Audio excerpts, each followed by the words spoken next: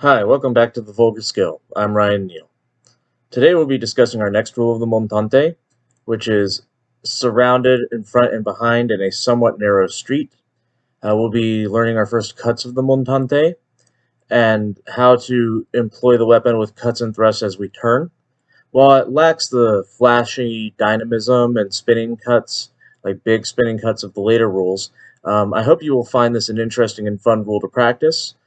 Pay close attention to the footwork and also to the cutting mechanics so that you're not robbing yourself of range and distance, but you're also not overcommitting with your cut so that you're able to complete your turn and that you really learn how to use the momentum of the weapon.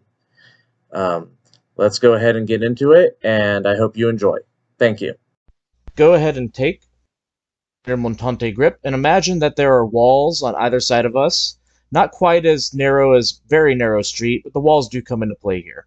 We're going to start with the sword over our head. We're going to step, and then we're going to deliver a tajo that follows all the way through as we turn the body, and then step with a nails up thrust in the other direction. Pivot with our back against the other wall. Cut a reverse, thrust nails down to the opponents on the other side, back to the wall we started at.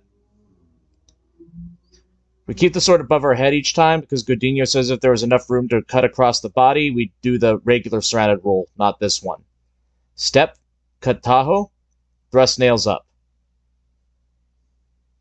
Cut reverse, thrust nails down. Cut, thrust nails up. Reverse, thrust nails down. Notice that my eyes follow the Montante each time. I don't leave my eyes looking towards my past opponent. This is an instruction of Godinho. It helps you keep balance and develop power, and also keeps your eyes on the important target. From the side, tajo, following all the way through to the nails up thrust. Pivot, reverse, nails down thrust, pivot. Now I'm going to switch going to the other side.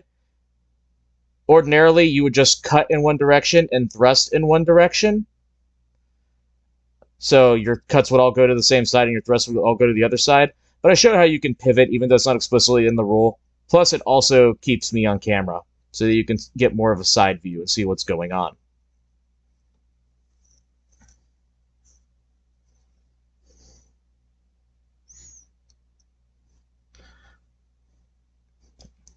Now, with a bit more flow,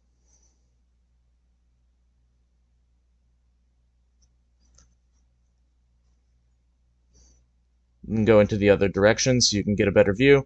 Again, tajo, nails up, reverse, nails down, tajo, nails up, reverse, nails down, letting it flow. Notice the depths of my stances, otherwise the sword will throw you off balance, especially while you're turning. While finger squeeze ordinarily drives the sword, with a sword of this size, it's an addition of the hips, and you sort of need to, once you cut through maximum extension, see, you want to have this maximum extension at some point. You don't want to cut your cut short, otherwise you're giving up the advantage of the long weapon. Once that sort of goes through that long point of longest reach, you'll see how it kind of links to my core. Not with the pommel, as you can see here, like with the long sword, but usually with the space sort of between the hands, depending on the weapon. And then you scythe through. Notice that linking towards sort of my center and sort of a triangle, my belly button, in the space between my hands. And that's what will help you have power in your cut and be connected with the body and scythe through, as opposed to cutting with just the arms. And that's the rule.